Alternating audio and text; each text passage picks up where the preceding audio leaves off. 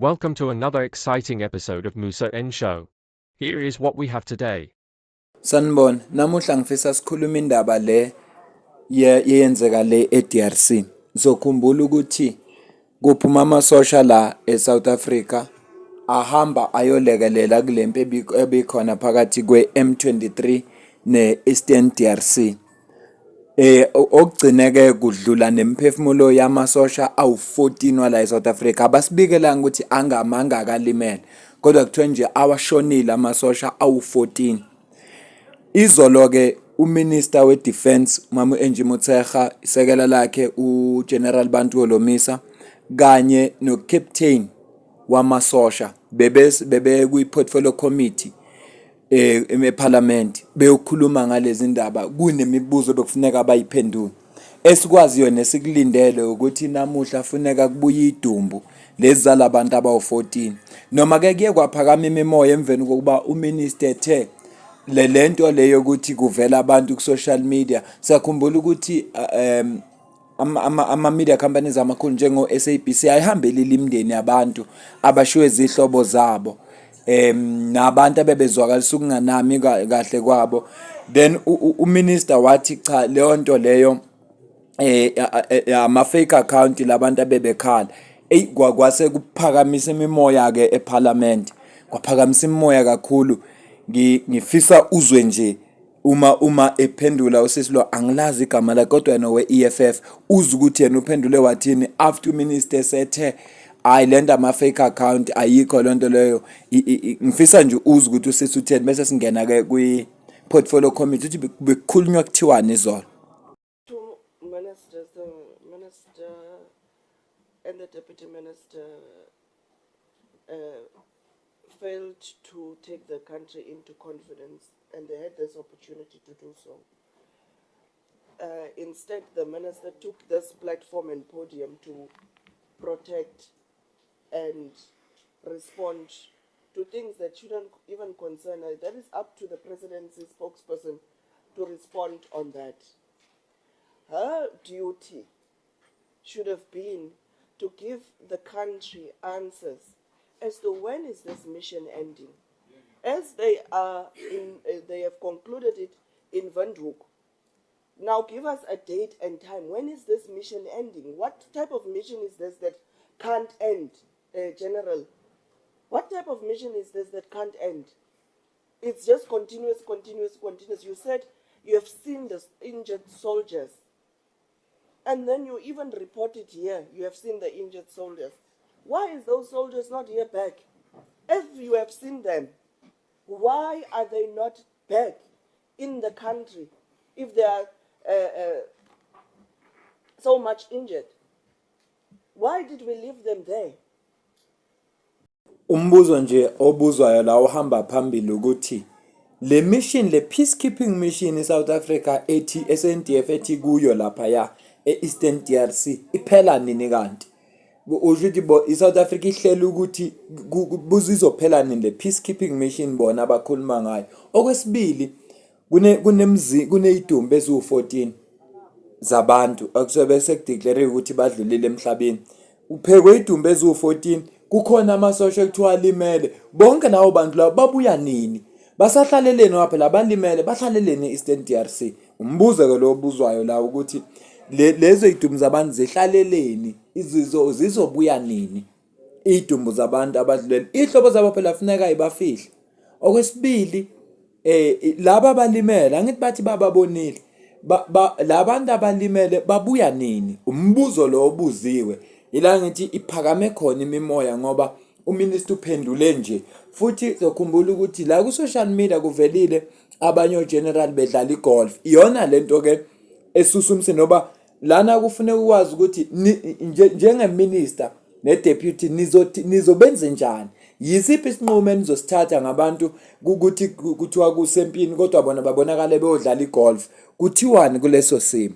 Asiqhubeke naye. So, General, your connotation of the white flag, you are misleading us and you are bringing this parliament into disrepute. And that is very irresponsible of you.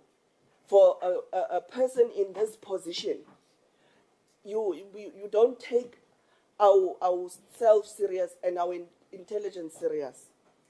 So please, if you are doing it at some Likutla and at ANC cabinet meeting, not here in Parliament, not here in Parliament, and then you say we should have used, even playing it down to a red flag and not a white flag. People are dying. Families are sitting without breadwinners. And you and the minister, you come here, you come and frankly wasted our afternoon. We want also a time as to when is that plane landing, wherever, at Waterkloof or wherever, when are they landing here with those bodies? Because we want to give our brothers and sisters that have died there, fighting for God knows what they were fighting for,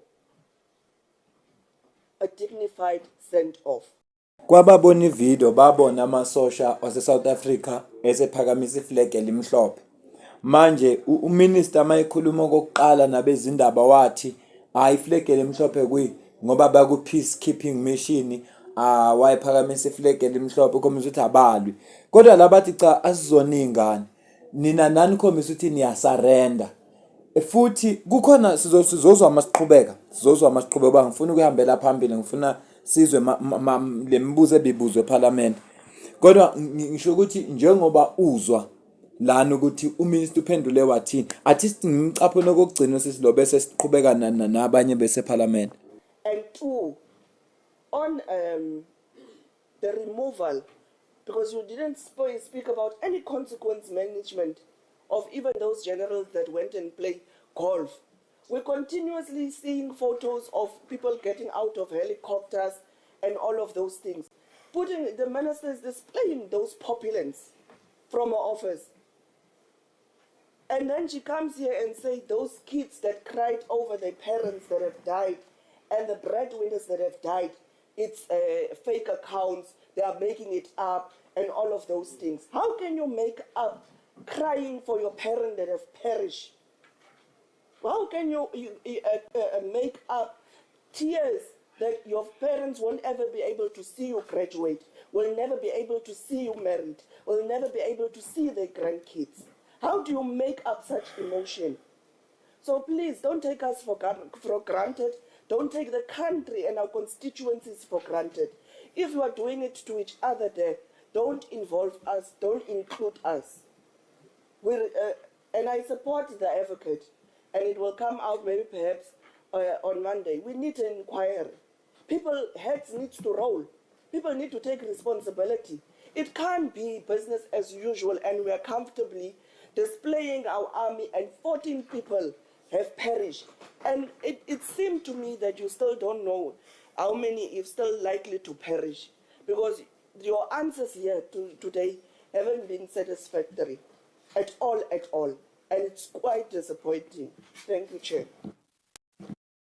Njengobuzwa nje bekushubile ngempela ngoba akazange akhiphe impendulo nje iqondile ukuthi idumbu zibuya nini. Kuze kwaphendula uGeneral angase kabuza imibuzo kangake wazwathi hayi idumbu bengathi ngumilile lokuzane beyizolo wathi hayi idumbu zizofika namuhla. Njengoba bethi cha sifuna ukwazi ngasikhatsini zizobe zilanga ngasikhatsini.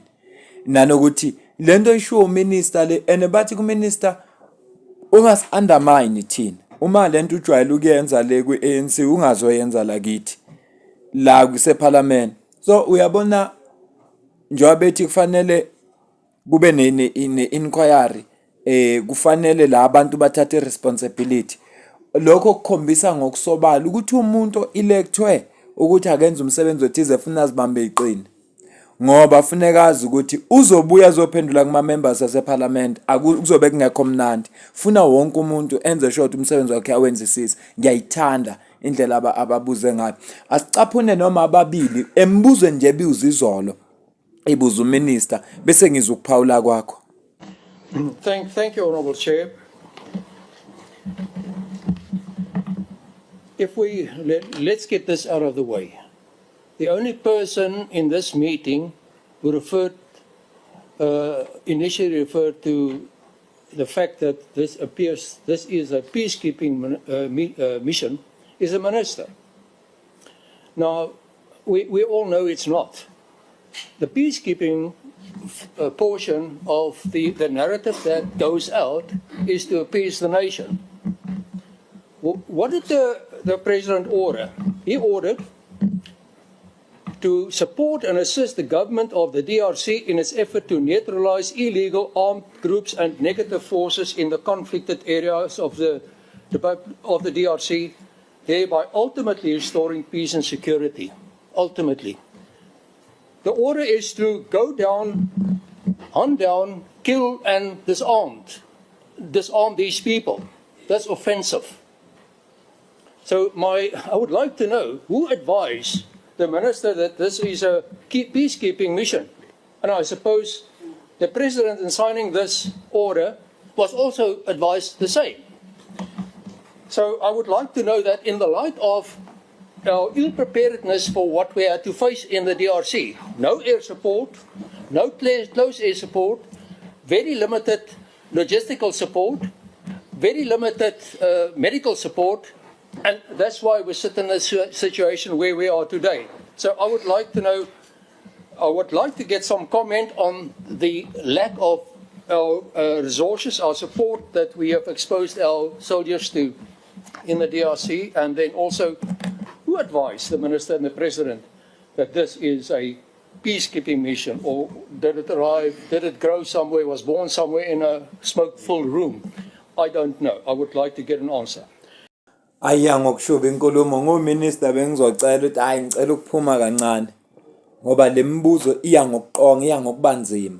Babuza ke la ukuthi ubani waba advisor wathi lapha baya khona i-peacekeeping mission ngoba ugovernment wase Congo wacela upresident ukuthi akazomlekelela kuliwe nabantu abaphethe izibhamu abangene ngokungemthetho abaphethe izwe ngokungemthetho abaphethe ngomthetho wase-DRC i-M23. So lamasosha asuka la ayazi ukuthi funeka lapha kuyolisana ne-M23 ukuze iphume lapha ngoba ingene ngokungemthetho ayenza izinto ngomthetho. Uyenza kanjani peace la okuyiwa khona kubantu abaphethe izibhamu ngoba lapha into ekhona funeka uthi lo baba you must kill, funeka nibulale makufanele, niba disarm, nibaphuca ikhali bekwazi ukuthi baphume lapha izinto bese zibuyela kahle. Ubani wabeluleka ukuthi le eyelwa lapha ya peacekeeping mission? Minister bengizocela ngithi hayi ngiyacela ningiphe ithuba kancane kusala udeputy mhlambe uzoba nazi impendulo ngoba lemibuzo serious sekuze kushona abantu lapha ya bashona nje baphuma bahambela abanama resources awanele kodwa kuyazi ukuthi baye empini phela hayi ukuthi lapha kuyoxoxwa lapha le group engale iyadubula futhi mawuza ngeside la seCongo bazi ukuthi uyisitha ngoba bamsane neCongo. Ubani owaba advice asicaphune wokugcina umlungu lo we-EFF gama lakhe ukhali yena isibongo sakhe songihlula ukusifunda sizocaphuna yena bese siyivala le video. We told the Minister of Defence and Military Veterans, the SANDF is collapsing. We cannot carry out an offensive mission in the DRC. Here are my three questions. Why are you Minister? And why is the President lying to us about the nature of the operation that we have in the DRC? It is not a peacekeeping mission. It is an offensive mission, and it is defined as such by the SADC. Therefore, you knew that our soldiers were going to be shot at, and you knew that you're sending our young men into the DRC to die in the killing fields of the DRC. You did not have the ammunition, you did not have the supplies, you do not have the money to have sent them, but you sent them to die for the mineral wealth that is being looked after, the mines that are being looked after, that belongs to Cyril Ramaphosa, his family, and his friends. On all sides, we have a defense of the mineral wealth rather than for the people of the DRC? That is my first question. My second question, Minister, and the Chief of the South African National Defence Force. When are you going to bring our soldiers back? Are you bringing them back now? And explain to us how you are going to bring them back. And my third question, why do you disrespect us? And why do you disrespect the South African nation? Nake lo ukhala into ayishilo ukuthi bamtshelile uminister, bamtshelile ukuthi amasosha wethu awakulungela ukuya kunoma yiphi impi. Baphikelela bona ukuthi awakhishwa amasosha aye lapha. Kwenziwe yini ukuthi uma sebeya empini banganikezwa ama equipment efanele? Babe nezikhala ezifanele, babe nezinhlamvu ezilingene ngoba phela kiwe empini bona bathi peacekeeping mission kodwa bayazi ukuthi akuse ngoba SADC ithi yimpi ayisho ukuthi i-peacekeeping mission. Okwesibili umbuzo abawubuzayo ukuthi ibuya nini imizimba yalamasosha adlulile emhlabeni nalawa limela abuya nini? Uzushake uthi la imission le ingento eyodwa nje ingokuvikela ama minerals ka president nomndeni wakhe. Asazi ke thina ngeke sikufakaze lokho. Kodwa ke ubuza umbuzo wesithathu uthi kwenziwa yini ukuthi badelele iParliament baphinde badelele ngisho abantu base South Africa? Ngoba mayiqala nje uthe kwenziwe yini upresident atshele izwe istatement asazi ukuthi akusiliqiniso. Aduka isizwe alitshela okungelona iqiniso abazi ukuthi peacekeeping akusi peacekeeping mission le yimpi. Kodwa yena aqhubeke. Yakhona kunemunye imibuzo obuziwe la ukuthi njengoba kwenzeka zonke lezi iRwanda umakhelwane eDRC kwenziwe yini ukuthi yona ingayenzi peacekeeping mission? Ubenzima ke lo mbuzo ukuphendula kuminister. Bengithi nje angilethe lama video ubone into ebekukhulunywa ngayo izolo. Ngiyacabanga ukuthi makuthiwa afuna sikhave le ndaba le yase DRC yathi ikhunywa lapha amasosha afuna sibe nama video njenge series, sibe nama video mhlawumbe u3 4 or 5 yama video ngoba kunemibuzo eminingi ehlukene evela kuma members ase parliament ahlukene nje manje ahlukene ngisho ngama political parties kodwa bona umbuzo wabo usendaweni eyodwa. Babuzela ukuthi ikuzokwenziwa njani. Kusho ukuthini lokho? Babuza nje ngazwilinye noma bebuza ngendlela engafani. Futhi uyayizwa ukuthi imoya yabiphezulu ngoba phela kudlule abantu emhlabeni abawu14. Akubona abantu abancane.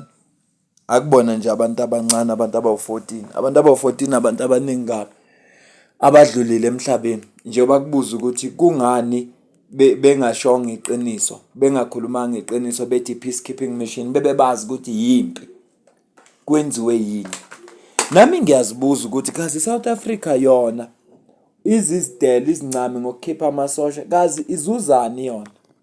Ngoba ngikholwa ukuthi ingasuka nje South Africa la ixhase iDRC ukuthi cha siyayixhasa iDRC kulempe khona ngoba sifuna kube nokuthula. Angeke. Kuthi ungaze kuphuma abantwana babantu la okungenzeka bashone egameni lokuthula. Yabona uma bethi kunama resources avikelwayo lapha. Ngiyathanda ukuyikholwa leyo kancane noma phela angeke ngisho ukuthi ngiyayikholwa ngoba kangazi. Kodwa ngiyathanda ukuyikholwa kancane. Ngoba phela angikholwa ukuthi ngasuka amasosha la baze balahlekelwe izimpilo zabo. Belahlekelelwa nje uxolo nje. Kuthiwa sifuna uxolo nje. Kuthi izwe lumakhelwane liseduze iRwanda ingayingeni. Ingabi ngase side loxolo. Yingakho phela kuze kwashayisana imbono phakathi ka president Paul Kagame no President Ramaphosa. Yingoba bona baseduze. And uze washo ukuthi South Africa pretend ngathi izokhanda uxolo. Kusho njalo uPaul Kagame. Wathi South Africa pretend ngathi izokhanda uxolo. Akukho xolo yolikhanda lapha. So mosula leso statement ulalento esho la eParliament uvela ubona Kungenzeka kuba iqiniso kubangwa ama-minerals, kodwa ke angeke sisho lutho, mina kangazi lutho. Bengithi nje angikwethulele nakho bekwenzeka eParliament izolo. Ngiyabonga kakhulu, mina nawe sidibane kwivideo elandelayo.